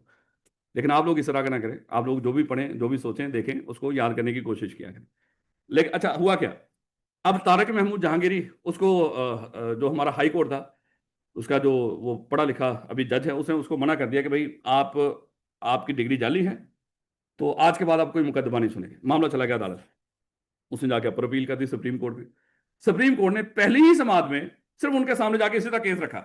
सर, अदालत इस तरह का काम आज तक हो ही नहीं सकता, एक दफा हुआ था और सुप्रीम कोर्ट ने उसको क्या कर दिया था, उसको बहाल कर दिया था कि हाई कोर्ट किसी जज को काम करने से मना कर ही नहीं सकता इस तरह के मामले में। हालांकि सुप्रीम कोर्ट के जज भी उन्हीं के थे जिन्होंने पीछे नाहिल किया था, लेकिन अदालत की नजीर के खिलाफ कोई बंदा जा ही नहीं सकता। उन्होंने क्या किया, उसको पहली समाअत के अंदर बहाल कर दिया। मजबूरी थी। कहने का मतलब ये जितना अनस्ट्रक्चर्ड डाटा, ये किसमें मदद करेगा? हमारा लिटिगेशन। तो लोग ये जितनी चीजें पड़ी हुई हैं हमारे पास, पहले फाइल शाइल्स पड़ी हुई हैं, जो कॉन्ट्रैक्ट्स या लीगल डॉक्यूमेंट्स पड़े हुए हैं, इन्हीं से हम क्या करेंगे, अपनी लिटिगेशन, अपना मुकदमे लड़ेंगे। और कंप्लायंस ऑडिट्स, जो भी जिस तरह अभी हमने डिस्कस किया था, इसके लिए थोड़ी सी एग्जांपल भी रख रखी हैं ताकि आपको थोड़ा सा आइडिया हो जाए। तो कंप्लायंस ऑडिट, ये जो चाहे लॉ फॉर्म्स हो, चाहे जो कंप्लायंस टीम्स हों, ये किस लिए वो कर रही होंगी? कहता है कि mining HR records and employment contracts to check adherence to labour laws. अब देखो ना, बड़ी बड़ी कंपनियों में बहुत सारे लेबर काम कर रही होती है, और लेबर से रिलेटेड आपने सारे कवानीन को पूरा करना होता है। तो हम ये क्या करते हैं, वो जितना भी कंपनी का रिकॉर्ड है इस तरह के, चाहे वो कस्टमर के मामलात हों, चाहे वो लेबर के मामलात हों, जो भी हों, या जो लेबर के ग्रीवेंसेस होते हैं, वो सारा जो रिकॉर्ड आ रहा होता है उसको ये चेक करते हैं। क्या कहीं पे खुदा ना खासा हम लेबर के साथ कोई नाइंसाफी तो नहीं कर रहे? क्योंकि अगर कोई मजदूर अदालत में चला गया, पक्की बात है मजदूर ही जीतेगा। ये याद रखना कि इस तरह के मामलात में, याद है वो बचपन में जिन्होंने बीलो पढ़ा हुआ, अंडी इन्फ्लुएंस वहां पे पढ़ा था, एक तगड़ा होता है, एक माड़ा होता है। और अदालत या कानून ये सोचता है कि हमेशा तगड़ा बंदा माड़े पे कोई जुल्म कर सकता है, माड़ा बंदा तगड़े के साथ कोई नाइंसाफी नहीं कर सकता। अब खुद सोचिए, कंपनी में काम करने वाला मजदूर और कंपनी, इनमें तगड़ा कौन है? कंपनी। तो अगर मजदूर चला गया अदालत में, मेरे साथ नाइंसाफी हुई है, तो अदालत सोच के बैठी हुई है बिल्कुल ये माड़ा बंदा है और इसके साथ नाइंसाफी हो सकती है। इसलिए कहता है हमारी लीगल टीम क्या करती है, इस तरह का जितना भी रिकॉर्ड है हमारा जो इंप्लॉयमेंट से रिलेटेड, उसको अच्छे तरीके से चेक करती रहती है। इस तरह कहता है कि analyse vendor contracts for anti bribery और एंटी करप्शन कंप्लायंस क्लॉजेज होते हैं ना, कि बात किसी कंपनी में बड़े सारे केसेस वो होते हैं, कॉन्ट्रैक्ट्स होते हैं, वो कॉन्ट्रैक्ट्स को भी चेक करते रहते हैं, कहीं खुदा ना खासा कोई रिश्वत स्थानी वाला मामला या कोई और करप्शन वाला मामला तो नहीं, कोई मनी लॉन्ड्रिंग या financial emails and communication logs. Logs कहते हैं हिस्ट्री को, जितने भी हमारे फाइनेंशियल ईमेल्स आ रहे हैं या communication logs to detect non compliance with insider trading rules. ये जब आप बड़े होंगे पढ़ेंगे, ये फिलहाल थोड़ा सा हाई लेवल के आ रही है। इनसाइडर क्या होता है, ये सी फाइनल में जाके आप पढ़ेंगे। ये जहांगीर तरीन ने किया था, उसके बाद एक नए रूल्स बने, उन नए रूल्स के तहत अब आपको नए कानून पढ़ने पड़ते हैं और उसके मुताबिक फिर पेपर होते हैं। खुद सोचें, ये बड़े लोग गंदी हरकतें करते हैं, उनसे रिलेटेड कानून बनते हैं और पढ़ने हमें पड़ते हैं। तो ये मेरे अच्छे छोटी छोटी बातें आपने याद रखनी है कि लॉ फॉर्म्स और कंप्लायंस टीम्स। मेरे बच्चे ये AC ऑन कर दें, ये काम ही नहीं करता बेटा, ये AC ऑन कर दें, और वो भी थोड़ी देर ऑन कर दें, ये बंद कर दें, इसका फायदा नहीं बेटा, वो भी ऑन कर दें। अब देखो ना, ये शोर तो बहुत कर रहा था, इसका फायदा कौन? अक्सर लोग जो शोर करते हैं उनका कोई फायदा नहीं होता। सर शोर तो आप ही बड़ा कर रहे हैं। नहीं बेटा, नेक्स्ट आउट टेलीकॉम कंपनी से। नहीं बेटा, टेलीकॉम कंपनी मेरा ख्याल आप जानते हैं, सबके पास मोबाइल्स हैं, सबका इनके साथ वास्ता रहता है। तो टेलीकॉम कंपनीज के अंदर भी वहां पे अनस्ट्रक्चर्ड डाटा पड़ा हो, तो उनका जो अनस्ट्रक्चर्ड डाटा है मेरे बच्चे, वो किस शक्ल में पड़ा होगा? कहता है कि डाटा फ्रॉम कस्टमर कॉल्स, यानी कि होता है ना कि कस्टमर उनको कॉल करता है कि सर फलानी सर्विसेज आपकी सही नहीं, सर ये मैंने सर्विस ली थी, या फलानी सर आप बिला वजह मेरी मोबाइल पे इतना बैलेंस काट लेते हो, फलाना हुआ होता है ना इस तरह के मामला। तो वो सारे इस कॉल के रिकॉर्ड को, जितनी भी हिस्ट्री होती है उसको रिकॉर्ड कर लेते हैं, ये उनके पास अनस्ट्रक्चर्ड डाटा। इस तरह सोशल मीडिया इंट्रैक्शंस, लोग सोशल मीडिया पे भाई पीटीसीएल का नेट ना लगवा लेना, चलेगा ही नहीं है। अब वो जिस तरह मैंने आपको बताया था ना कि इतनी कंप्लेंट्स मेरे मोबाइल में पड़ी हुई हैं, हर रोज दूसरे दिन कंप्लेंट करो भाई नेट बंद, हर रोज दूसरे दिन, उकता के मैंने वो वैसे ही कटवा दिया। अब वो मुझे कॉल करके कहते हैं कि आप इतना बिल पे करें। मैं कहता हूँ कि मैंने वैसे ही कटवा दिया। वो कहते हैं कि आपका मॉडम नहीं आया, तो मैं कह रहा हूँ मेरे घर पड़ा हुआ आके ले जाओ। कह रहा तुम जमा करवाओ आके। मैं कह रहा हूँ मैं नहीं करवाऊँ, क्योंकि मेरे पास पूरी हिस्ट्री है इनके बारे में, पूरा मेरे पास वो चैट पड़ी हुई है। जब जब मैंने कंप्लेंट्स की, तो जब वो मामला हुआ, मैं तो इनको कहा था कि मैं आपके खिलाफ जाऊंगा वहां पे कोर्ट में, लेकिन कौन जाए कोर्ट में, मैं पागल हूँ। ये सिर्फ डराने डराने के लिए होता है। फिर वो कहते हैं कोई बात नहीं सर, हाँ चले जाए, देख लें क्या करना है आपने। जो आखिरी धमकी होती है ना, बड़े सोच समझ के लगाया था। उसके बाद कोई चारा नहीं हो। अगर वो काम नहीं करेंगे तो याद रखना उसके बाद आपके पास कोई ऑप्शन नहीं हो। अल्लाह माफ करे, होता है ना कि कहीं मैं घर छोड़ के चला जाऊंगा, अब छोड़ना पड़ना है। ये सोच समझ के धमकी लगानी थी। पहले जब बीएमबीएस पढ़ाया करते थे ना, वो बड़ा कमाल का था, है? उसमें ये नेगोशिएशन जो होती है ना, इसका तरीकाकार समझाते थे। उसमें आखिरी ऑप्शन ये हुआ करता था कि होता ना कि दुकान से कोई चीज़ खरीद रहे हो, आप उसको कहते हो कि इतने का दो नहीं तो मैं जा रहा हूँ, अब जाना पड़ेगा। अब भी अगर रुके ना, फिर उसी की बात माननी पड़ेगी, उसको भी पता है अब आपके पास चारा ही कौन। इसलिए बड़ी तमीज के साथ, बड़े तरीके से, आखिरी हरबा कभी ना बताओ। अगर कर दिया तो फिर वो करना पड़ेगा। जैसे अभी इंडिया के साथ जंग लगी, उन्होंने ड्रोन से पूरी ताकत से उन्होंने कोशिश की। इन्होंने अपनी जो हमारे जोहरी हथियारों वाली टीम है ना, उसकी मीटिंग बुला, वो सारी दुनिया में खुलबली मच गई कि भैया ऐते जोहरी हथियार इस्तेमाल करने लगे। इन्होंने क्या भी देता, सारे को ऑप्शन ही कौन, हम मारे हैं, हम ये करने जा रहे हैं। इंडिया बाकी सारे भागे, इंडिया फिर अमेरिका के पास गया, इनको रोको। पहले सारे जहाज भी गिरा दिए, अब ये जोहरी हथियारों से हमला करने लगे। ये आखिरी आखिरी हल होता है हमारे पास। ये जोहरी हथियार हमने इसलिए बना के रखे हैं कि जब कोई खुदा न खासा चपेड़े पड़ना शुरू हुए अंदाजा, क्योंकि 7 जहाज गिराए तो उन्होंने कुछ ना कुछ तो करना था। तो हमने कहा कि इससे पहले कि कुछ करें, हम कहते हैं कि ठीक है, अब हमारे पास दूसरा ऑप्शन ये है। तो उसके बाद बेचारे वो डर गए। ओए चुप कर। तो telecom companies use data from customer call logs, social media interactions और नेटवर्क यूजर पैटर्न। होता है ना मेरा बच्चा, किस टाइम पे लोग ज्यादा कॉल्स करते हैं, लंबी लंबी कॉल्स करते हैं, ताकि उस वक्त उनकी कॉल्स डिस्टर्ब ना हो, है तो इस तरह की सहूलतें देनी पड़ेंगी ना, बेशर्मियों वाले मामला। तो इसलिए मेरे बच्चे नेटवर्क यूजर पैटर्न भी देखते हैं वो, और प्रेडिक्ट कस्टमर बिहेवियर है। कस्टमर बिहेवियर भी प्रेडिक्ट करते रहते हैं। देखो ना, एक बंदा है वो पहले हर रोज कई कई कॉलें करता था, कंपनी वालों को बड़ा फायदा हो रहा था। अब उनको लग रहा है कि यार ये बेशरम तो कॉल ही कभी कभी हफ्ते में एक आधी दफा कर रहा है। उनको क्या पता कि अब शादी होगी है बेचारे की, अब किसने कॉल करनी। अच्छा, उनको फिक्र पड़ जाती है, उनको फिक्र पड़ जाती है कि भाई ले भाई हमारा कस्टमर गया है, ये तो कस्टमर का बिहेवियर ही चेंज हो गया। जो पहले हर वक्त कॉल करता था, अब तो उसकी तरफ से कॉल ही नहीं, इसका मतलब कि नेटवर्क चेंज करना चाह रहा है, जबकि उसका बेचारे का वैसे नेटवर्क अपडेट हो गया वो। तो खैर, इसको वो क्या करते रहते हैं, कस्टमर बिहेवियर को प्रिडिक्ट करते रहते हैं और इंप्रूव सर्विस क्वालिटी डेफिनेटली मेरे बच्चे। हाँ, ये भी हो सकता है। अब एक मैं क्या कर रहा हूँ, मैं कॉल्स कर रहा हूँ बार बार, व्हाट्सएप कॉल का ज्यादातर तो व्हाट्सएप कॉल करते हैं ना। अगर वो कॉल बार बार डिस्कनेक्ट हो रही है, ये सारा रिकॉर्ड उनके पास जा रहा है। उनको पता चलेगा कि फलाने एरिया में लोग क्या करते हैं। अगर मान लो कि 1-2 मिनट की कॉल की, तो उसमें 2-3 दफा इस तरह उनका जो कॉल है वो डिस्कनेक्ट हुई है। तो ये सारा रिकॉर्ड रखते हैं, वो क्या सोचेंगे, अब हमने क्या करना है, वहां पे सर्विस को इंप्रूव करना है और ऑप्टिमाइज नेटवर्क परफॉर्मेंस। सारी बात है, जिन इलाकों में सिग्नल नहीं आ रहे, तो जो सोशल मीडिया पे इधर उधर जो भी इस तरह के लोग कहते हैं, तो फिर उन इलाकों में जाके वो क्या करते हैं, जो नेटवर्क परफॉर्मेंस है उसको बेहतर करने की कोशिश करते हैं। डिपेंड करता है मेरे बच्चे। खैर, ये सारी इसकी एग्जांपल नीचे दे रखी। ये एग्जांपल्स मेरे बच्चे आप पढ़ लीजिएगा, आपको बड़ा फायदा होगा।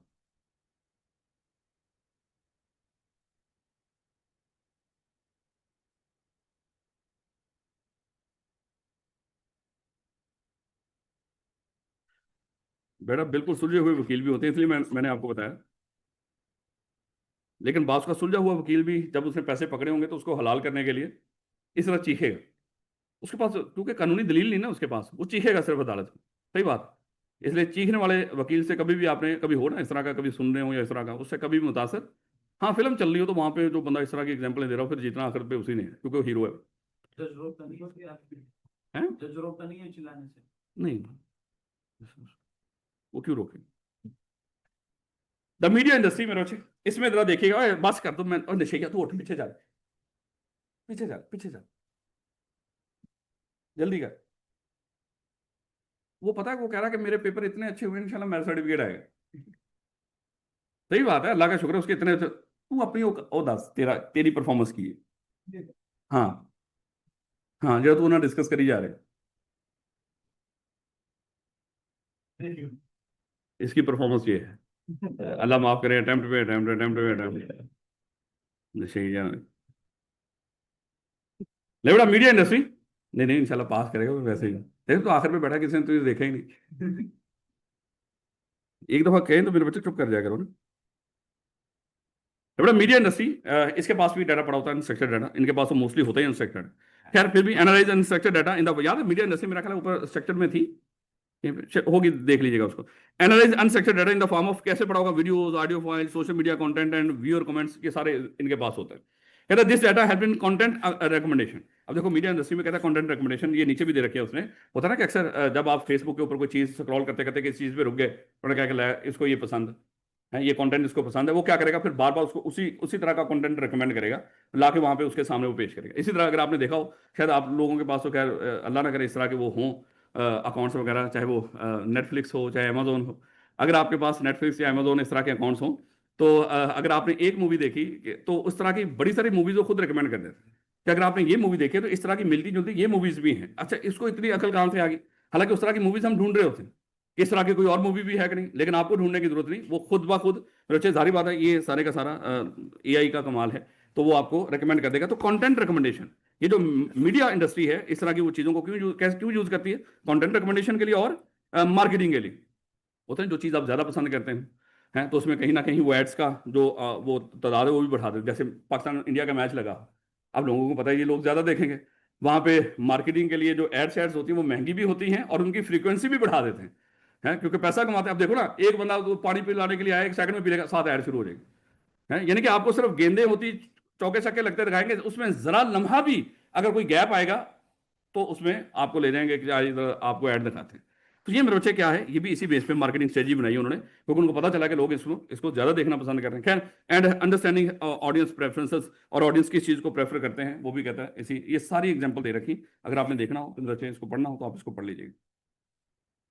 लो बेटा, मैन्युफैक्चरर बड़े काम का है, इसका स्ट्रक्चर डाटा भी हमने डिस्कस किया था। इसके पास अनस्ट्रक्चर डाटा भी पड़ा होगा, किस शक्ल में पड़ा होगा? कहता है use unstructured data from sensor logs.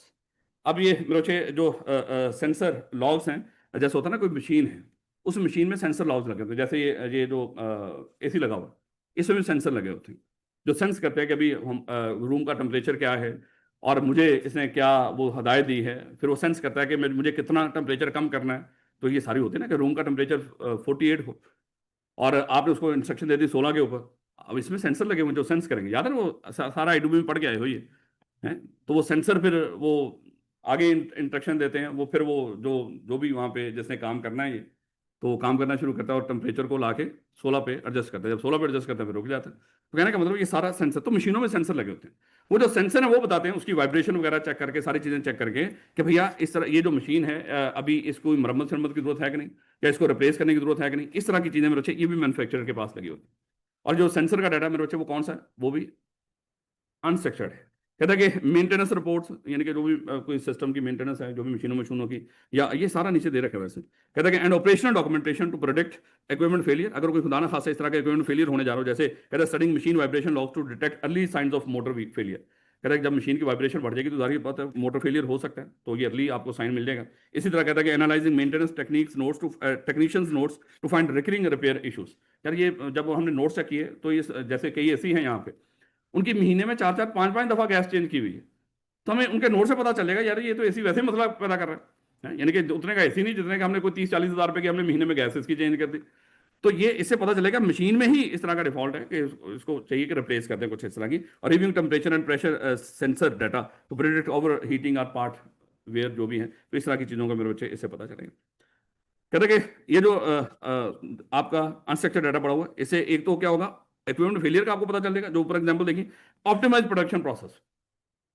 इसी डाटे से प्रोडक्शन प्रोसेस को ऑप्टिमाइज कर सकते हो, बेहतर कर सकते हो। कहता है कैसे कर सकते हैं? कहता है mining production line reports to identify bottlenecks slowing output.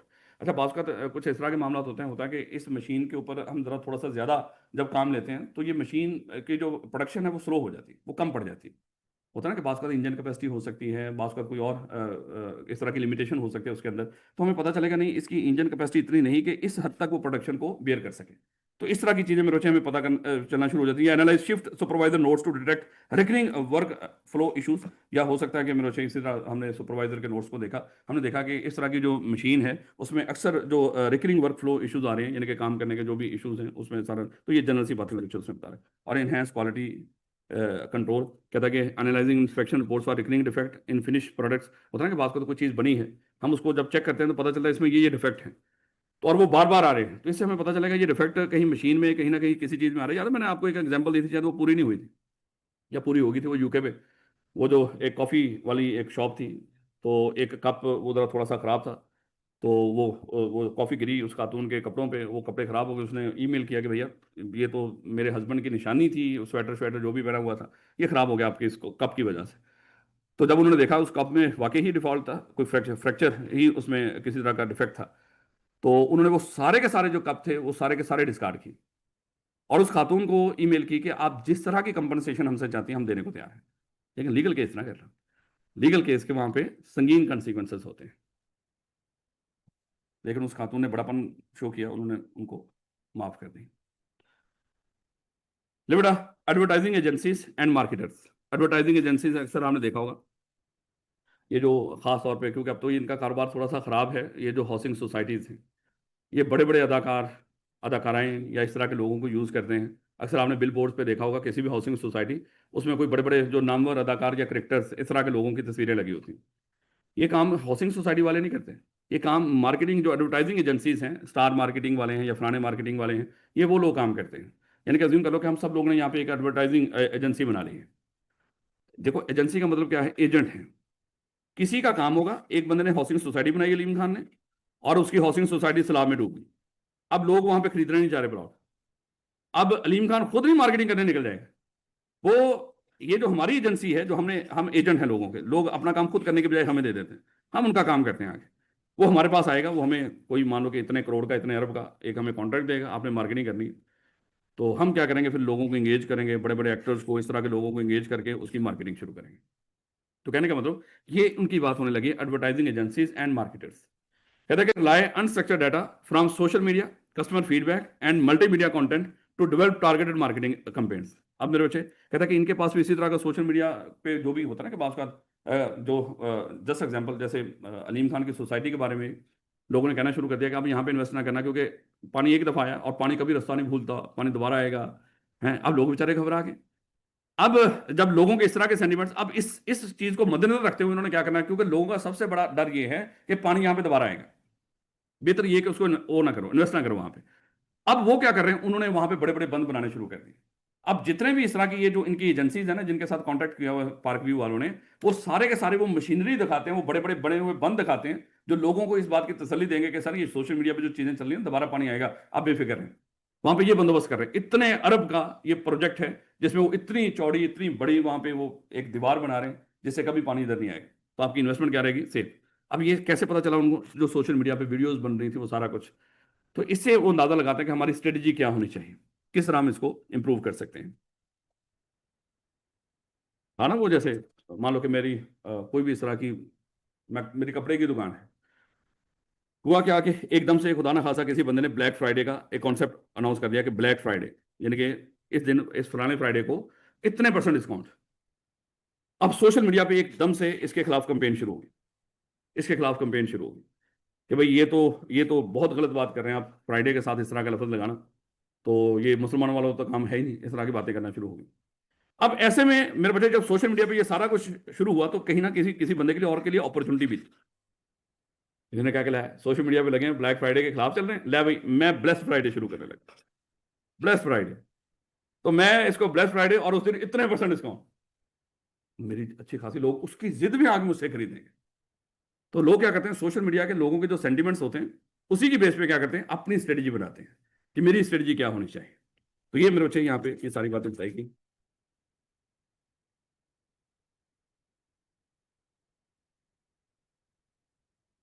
देखो ना, बात का कहता है कि ये जो एडवर्टाइजिंग एजेंसीज हैं, ये सोशल मीडिया कमेंट्स को देखते हैं कि आज के दौर में देखो कई होते हैं बड़ी जज्बाती किस्म की वो बनाते हैं, जैसे रमज़ान जब आता है तो सारे हॉस्पिटल क्या करते हैं, वो ज़कात इकट्ठी करना शुरू करते हैं।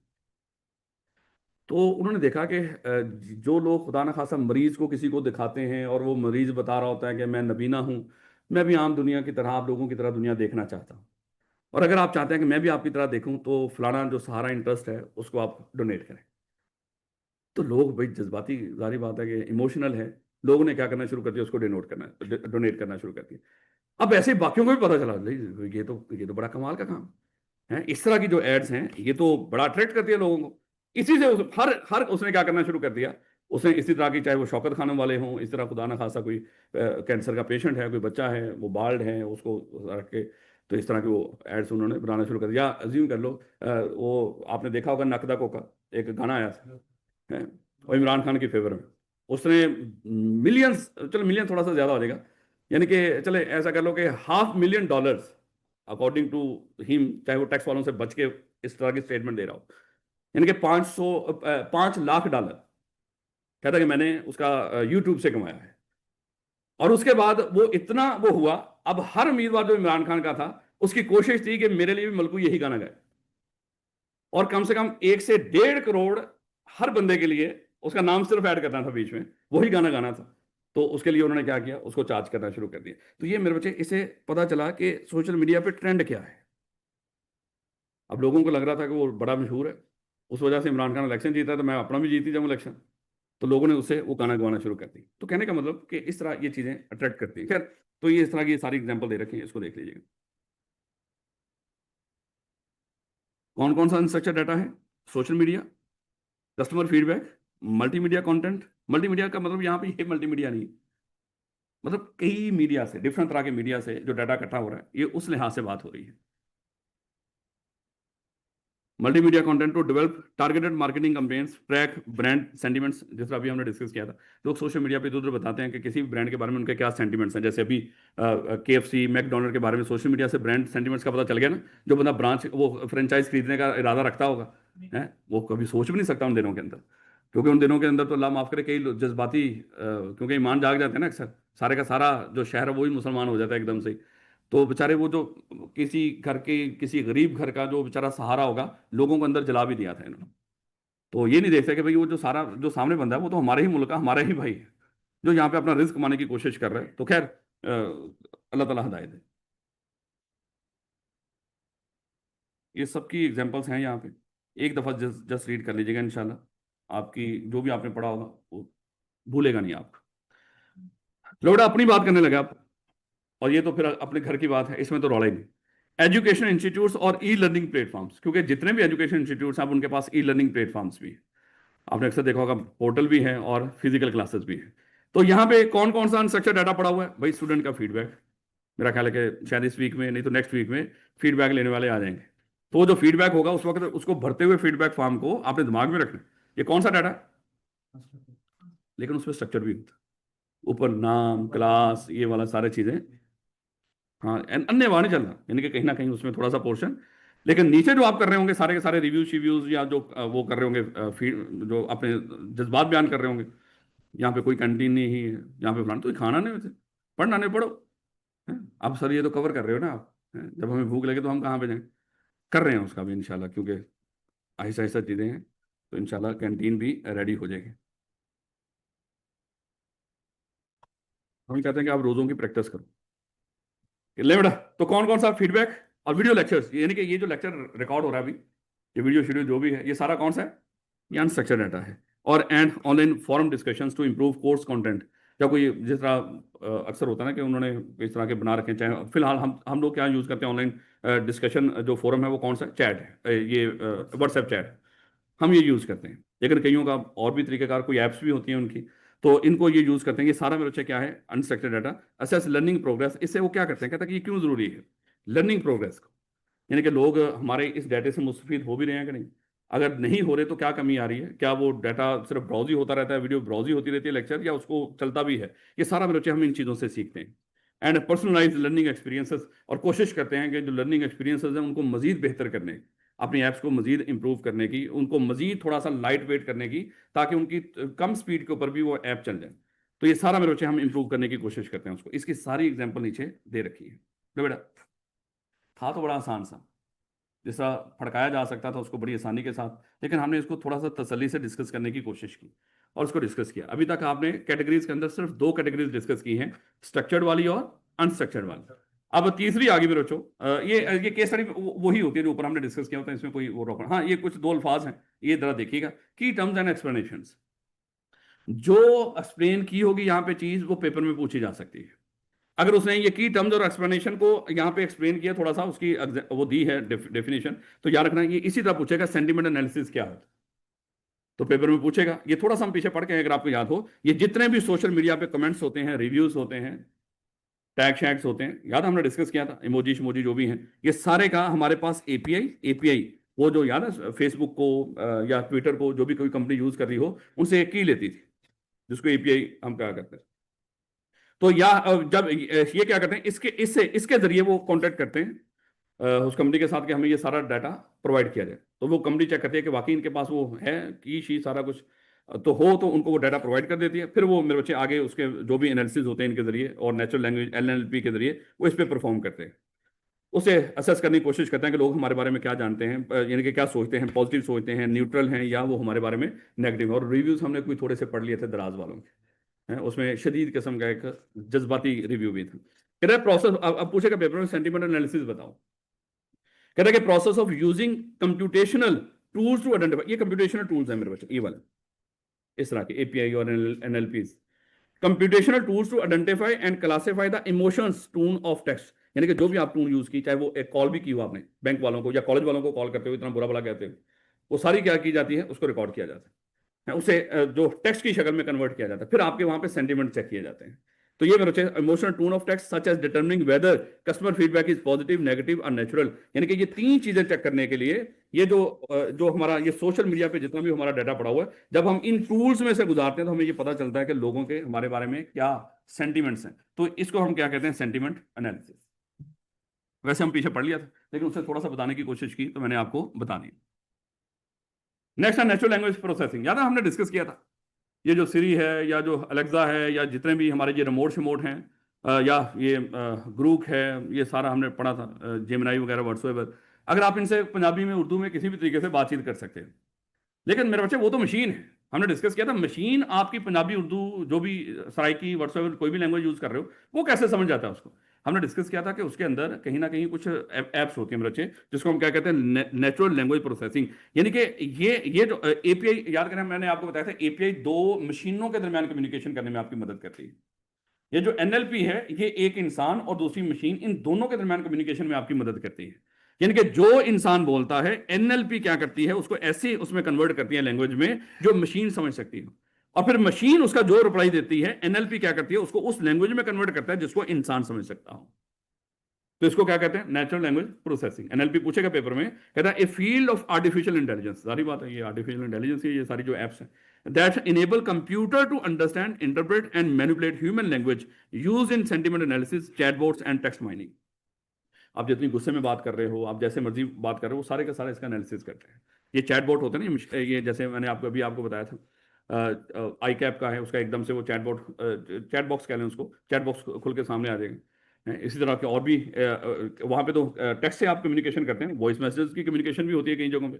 तो ये जितने इस तरह के चैटबॉट्स हैं, या टेक्स्ट माइनिंग मैंने अभी आपको बताया था, जब हम उसको कन्वर्ट कर रहे होते हैं सेंटीमेंट्स में, कि लोगों के सेंटीमेंट्स क्या हैं, वो जितने लोगों के एक्शंस हैं सोशल मीडिया के ऊपर, तो ये मेरे इसको हम क्या कहते हैं, ये एनएलपी है। सादा अल्फाज में, इंसान और मशीन के दरमियान कम्युनिकेशन का जो मीडियम है, वो कौन सा है, वो एनएलपी है। तो ये मेरे आपसे पेपर में पूछेगा।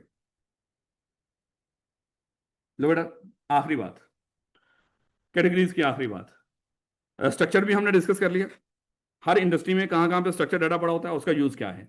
अनस्ट्रक्चर भी हमने डिस्कस कर लिया, बिल्कुल उसका ऑपोजिट। अगर पेपर में कुछ समझ ना आ रही हो, तो जो स्ट्रक्चर में पड़ा उसको क्या कर देना, उसको ऑपोजिट करके लिख देना, क्योंकि ये लॉ नहीं है, ये लॉ नहीं कि यहाँ पे कानून ने जो कह दिया वहां उसी तरह लिखोगे। तो स्ट्रक्चर का बिल्कुल ऑपोजिट क्या है, वो अनस्ट्रक्चर्ड। अब मेरे बच्चे हम तीसरी इसकी शक्ल पढ़ने जा रहे हैं, वो क्या है, सेमी स्ट्रक्चर्ड। तो सेमी स्ट्रक्चर नाम से ही बताया, तो सेमी स्ट्रक्चर ऐसा वो होगा जिसमें स्ट्रक्चर और अनस्ट्रक्चर दोनों की खसूसियात हो। तो ऐसे डाटे को हम क्या बोला करेंगे, ये सेमी स्ट्रक्चर डाटा है। अब मेरे बच्चे इसकी जो एग्जांपल है, देखो सारा कुछ हमने यहाँ पे कवर कर दिया है। या तो हमारा कोई डाटा स्ट्रक्चर था, जैसे हमने वो रोज कॉलम या प्री डिफाइंड फॉर्मेट में जो रखा हुआ था उसको हमने स्ट्रक्चर में रख दिया था, टेबल शेबल सारे उधर चले गए। उसके बाद मेरे बच्चे जो रह गया था बाकी हमारा वीडियोस, कमेंट्स, रिव्यूज, सारा कुछ साउंड वगैरह, वो सारा हमने अनस्ट्रक्चर्ड में रख दिया। अब अगली बात आ गई, यहाँ पे फिर कौन सा होगा? यहाँ पे जरा थोड़ा सा औखे वाला है। यहाँ पे वो वाली एग्जांपल नहीं जो अभी तक हमने पढ़ी थी। स्ट्रक्चर में रोज कॉलम की हमें समझ आ गई, ठीक है, वो कौन सा जितना स्टूडेंट का रिकॉर्ड पड़ा होता है यहाँ पे, या स्टूडेंट का रिजल्ट का रिकॉर्ड, सारा कुछ हमने पढ़ लिया। अनस्ट्रक्चर में वीडियो शीडियो वो सारा कुछ हमने देख लिया। यहाँ पे मेरे बच्चे जो एग्जाम्पल होंगी वो आपने याद ही करनी होंगी, समझ आए या ना आए, क्योंकि ये सारी हमने जो पढ़ने जाने चीजें वो सारी मेरे बच्चे वो प्रोग्राम्स की लैंग्वेज है, वो आम लैंग्वेज है ही नहीं। सेमी स्ट्रक्चर जो पढ़ेंगे आप एग्जाम्पल, वो कौन सी होंगी? वो प्रोग्रामिंग लैंग्वेजेस होंगी, वो आम लैंग्वेज है ही नहीं। आपने सिर्फ क्या करना है, एक तो सेमी स्ट्रक्चर, जैसे कहता है कि semi structure data lies between structure और अनस्ट्रक्चर, यानी कि जो ना स्ट्रक्चर हो सारे का सारा, ना अनस्ट्रक्चर हो, जो इनके इन बिटवीन हो, या जिसमें दोनों तरह की खसूसियात हो, उसको हम क्या बोलेंगे? ये क्या है? ये सेमी स्ट्रक्चर है। कहता है it lacks a rigid format, इसमें ना तो स्ट्रक्चर की तरह का रिजिड फॉर्मेट है, यानी कि रोज एंड कॉलम है, बट कंटेन टैग्स और मार्कर। हाँ, इसमें ये दो चीजें हैं, ये दो अल्फाज होंगे, टैग्स और मार्कर।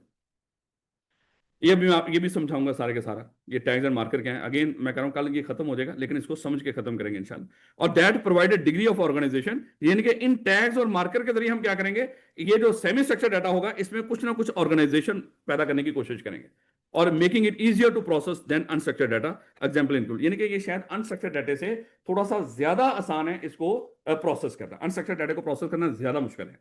सबसे आसान तरीकाकार है स्ट्रक्चर्ड डाटा को प्रोसेस करना, उसका प्रोसेस करके जो भी डिसीजन मेकिंग आपने करनी है उसे कर सकते हो। दूसरे नंबर पे आएगा सेमी स्ट्रक्चर डाटा, जाहिर बात है स्ट्रक्चर के बाद सेमी स्ट्रक्चर, और तीसरे नंबर पे जाता है अनस्ट्रक्चर डाटा। पूरा पढ़ने के लिहाज से हमने पहले स्ट्रक्चर पढ़ा, दूसरा अनस्ट्रक्चर, लेकिन जो सेमी स्ट्रक्चर है वो स्ट्रक्चर और अनस्ट्रक्चर के दरमियान की फेज है, याद रखोगे। इसलिए वो क्या कह रहा है, कह रहा है कि ये इजियर है to process than unstructure data. पूछेगा एमसीक्यूज के अंदर, ये जो सेमी स्ट्रक्चर डाटा ये किससे इजियर है प्रोसेस करना? ये अनस्ट्रक्चर डाटा से इजियर है। अब इसमें जो एग्जांपल्स होंगे ना, वो आपने अभी फिलहाल आज के दिन के ऊपर आपने नाम याद रखने हैं। अब जो नाम आपने लिखने का, इंशाल्लाह हम इसको देखेंगे। एक तो मेरे बच्चे जैसन होगा, जैसन बोल दिया करते हैं इसको, जावा स्क्रिप्ट ऑब्जेक्ट नोटेशन होता है ये कल सीखेंगे ये क्या होता है, देखेंगे।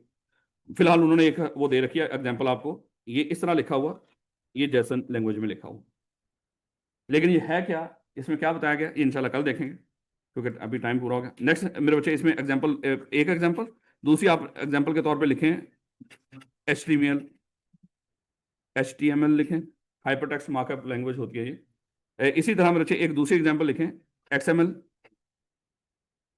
ये एक्सटेंसिबल मार्कअप लैंग्वेज, ये कल मैं बताऊंगा ये सारी एग्जांपल आपके साथ। उसके बाद मेरे बच्चे ईमेल लिखें, उसके बाद मेरे बच्चे मेटा डाटा लिखें। ये एग्जांपल्स के तौर पे सिर्फ लिख लें मेरे बच्चे। अगेन मैं बता रहा हूँ ये आम हमारी वाली बातें नहीं है इसके अंदर। इसमें सारी की सारी जो लैंग्वेजेस हैं, जिससे एक सॉफ्टवेयर दूसरे सॉफ्टवेयर से कम्युनिकेशन करता है, ये मोस्टली वो है, या जिसको डेटाबेस समझता है जो लैंग्वेज, ये वो है। ये हमारी वाली लैंग्वेजेस नहीं है मेरे बच्चे। इसलिए इसकी डिटेल में नहीं हमने जाना, लेकिन कल इसको समझेंगे थोड़ा बहुत, जितना हमारी किताब के अंदर समझाया गया इंशाल्लाह। तो कल इंशाल्लाह ये आपका चैप्टर खत्म हो जाएगा, तो फिर परसों हम देखेंगे।